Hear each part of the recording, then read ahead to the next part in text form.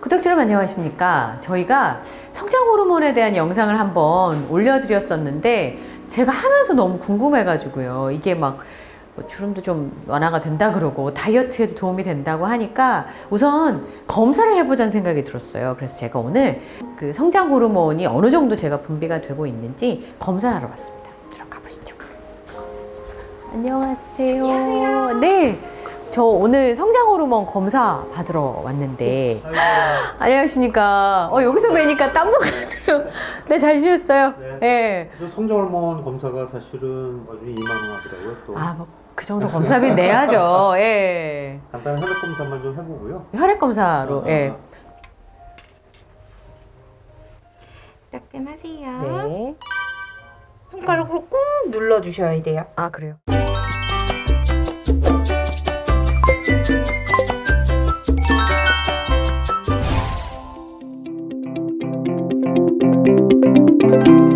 똑똑한 라이프톡 TV 함께 하시겠습니다. 오늘은요, 검사 결과 나오는 날이에요. 네, 그래서 오늘 그 이야기를 좀 나눠보도록 하겠습니다.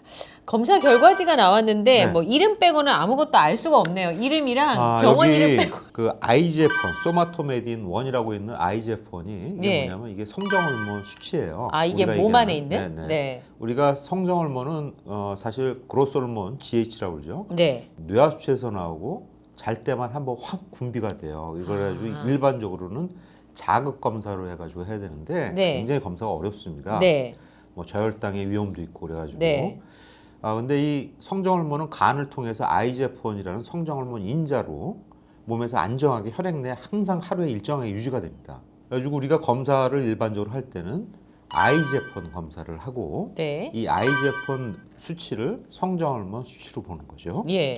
20대 초반이 가장 많이 나와요. 뭐 360 정도 되는데 20대가 한 350 이상이 나오고 우리가 40대부터 노화가 된다는 건 기정사실 아니에요? 그렇겠죠. 이때가 250, 네. 70대가 140 정도 나오는데 지금 거의 70대 수준의 수치가 나온다고 보셔야 됩니다.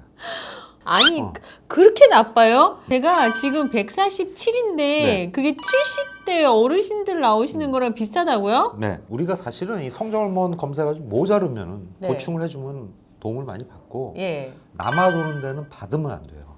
아. 남아도는 게 내가 생각하는 거는 한 40대, 네. 250 정도. 너무 욕심내면 안 됩니다. 20대처럼 뭐 350까지 가겠다. 그렇게 욕심을 내면 안 되고요. 네. 그러니까 우리가 350 나오는 이상은 나이가 중년이 넘어가지고 거의 없거든요. 네. 타겟을 한 250 정도를 봅니다. 이거 빨간 글씨로 표시되어 있는 거 원장님 거네요. 저는 성장호르몬 치료를 받고 있기 때문에 한 243, 그러니까 한 20대는 아니지만 한 40대 정도는 수치를 유지하고 있죠. 이렇게 돼야지 성장호르몬 결핍으로 인한 몸에 손해가 안 납니다.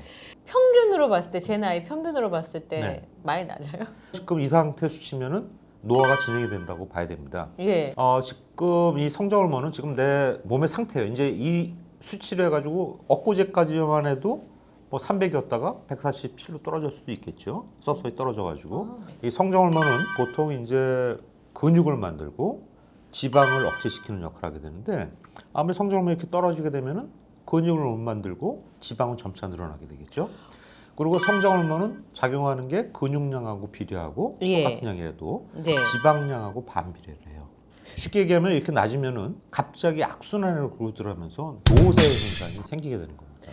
그럼 저는 이제 치료를 받아야 되는 거네요? 저는 권해드리고 싶어요. 이거는 사실은 아파서 치료하는 것도 아니고 네. 향후 내 건강을 위해서 내 관심이 있다면은 네. 하는 거지 이걸 억지로 하는 건 아닙니다. 그렇죠. 저는 이제 최소한 6개월 이상은 치료를 받으라고 그래요. 6개월 이상. 왜 그러냐면은 6개월을 해야지 지방이 근육으로 바뀌는 듯한 현상이 보이게 되고 진짜요? 지방이 근육으로 바뀌게 되면은 조그만 성장호르몬 갖고도 몸이 원활하게 돌아가기 때문에 그 악순환의 고리를 깨자는 거죠. 예. 그 다음에 6개월 후에는 어떻게 하느냐? 6개월 후에 보고 결정하면 돼요.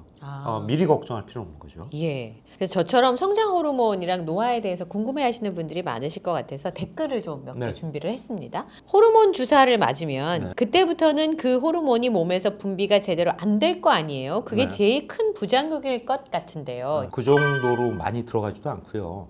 우리 몸에서 당뇨 환자분들이 인슐린이 안 나오면 인슐린을 모자른 것만큼 주사를 맞죠. 네. 그럼 몸에 도움이 많이 돼요. 네. 마찬가지로 성장 호르몬이 안 나오는 사람들은 성장 호르몬을 주게 되면은 네. 조금밖에 안 나오는 사람들은 몸에 성장 호르몬이 그만큼 좋게 작용합니다.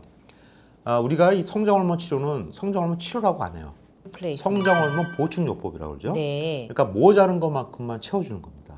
그렇게 되면 전혀 억제되는 게 없고요. 예. 항상 말씀드리는 게 내 몸에서 많이 나오는데 주면은 억제가 돼요.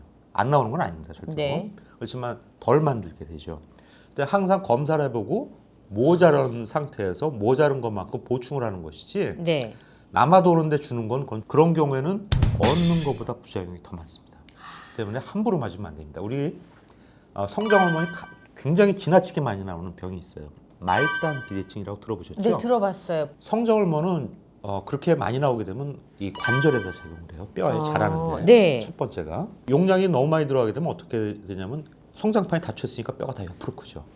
그러니까 발이 넓어지고 예. 코가 커지고 예. 그다음에 이 앞에 이 눈앞에 이 뼈가 튀어나오게 돼요. 손 마디마디가 관절 같은 데가 붉어지면서 굵어지죠. 네. 그렇기 때문에 모든 거는 과하면 안 됩니다. 욕심을 내면. 그러니까 운동선수가 내 근육을 만들고 싶다 그래가지고 모자르지도 않은데 그거를 오버도스, 즉 과용을, 남용을 하게 되면은 몸에 굉장히 안 좋은 걷잡을 수 없는 상황들이 생기는 것이죠. 네. 미국 내분비 학회에서 노화 방지 운동 능력 향상으로 네. 성장 호르몬 주사를 오프라벨로 맞는 걸 하지 말라고 경고하고 있다라고 하시면서 네. 이분이 대표적으로 부작용으로 발생할 수 있는 게 당뇨, 갑상선 기능 저하, 척추 측만증 부작용 등이 발생할 수 있다. 갑상선 기능 저하증은 성장 호르몬 많이 쓸 때 어른들은 만약에 용량을 1을 쓴다 그러면은 네. 소아는 4에서 한 7을 써요. 많이 4배에서 7배 가까운 양을 씁니다. 왜냐하면 키 크는 목적으로 쓰기 때문에 그래요. 그런 경우에는 갑상선 고용량을 쓸 때는 갑상선 기능 저하증이 가끔 발생한다는 보고가 있어요. 그렇기 때문에 갑상선 검사를 고용량으로 쓰는 경우 반드시 해야 되고 말단 비대증일 때도 성장 호르몬이 너무 많이 나오기 때문에 갑상선 기능 저하증 검사를 꼭 해야 됩니다. 일반적으로 성인한테 성장 호르몬이 부족한 경우에 이런 보충요법을 할 때는 일반적으로는 안 생기는 거로 돼 있습니다. 그러니까 그런 거 걱정 안 하셔도 되고 또 이 당뇨병 환자들에 대해 가지고 당뇨 발생에 대해서 걱정하시는 분들이 많은데 유럽 내분비학회에서 결론이 난 게 당뇨를 발생시키진 않아요. 하지만 초기에는 혈당이 오르락 내리락 할 수가 있습니다. 근데 장기적으로 아까도 말씀드렸던 한 6개월 가까이 되면은 되려 당뇨가 더 잘 잡힙니다. 왜 잘 잡히냐? 근육이 늘고 지방이 줄기 때문에 당뇨가 그만큼 좋아져요. 그리고 당뇨병일 때 못 쓰는 경우가 한 케이스가 있습니다. 그게 뭐냐면 당뇨병성 신색 혈관증이라고 있어요. 눈 안에 새로운 혈관들이 생겨가지고 비정상적인 혈관들이 생겨서 실명을 하는 경우가 있습니다.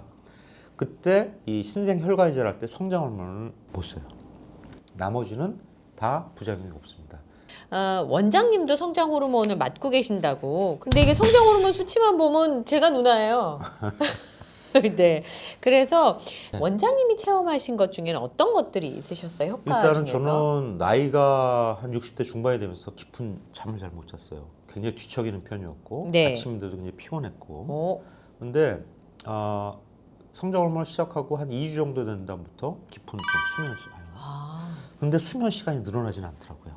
허리가 제가 한 32가 약간 넘어간 허리에서 지금 30으로 지금 다시 2인치가 주셨다고요? 내려왔고요. 예. 그러면 다이어트 효과도 있고 수면에도 도움이 되시고. 글쎄요, 다이어트 효과보다는 허리가 좀 많이 주는 것 같아요. 허리가 좀 많이 줄고 네. 다이어트는 저는 제가 지난번에도 말씀드렸다시피 저도 절식을 굉장히 노력하는 편이고 굉장히- 아침에 한 4.5km 네. 러닝머신 하고 집에 갈 때 시간 있으면은 괜찮으면 약속 없으면은 집에까지 한 4.6km 가고. 자, 오늘 르셀 클리닉의 김상원 원장님과 함께 저희 두 사람의 성장 호르몬 수치도 공개를 해드렸고요. 앞으로는 조금 벌충을 좀 해주면 좋겠다는 네, 게 네. 원장님의 설명이셨습니다. 오늘 말씀 고맙습니다. 네.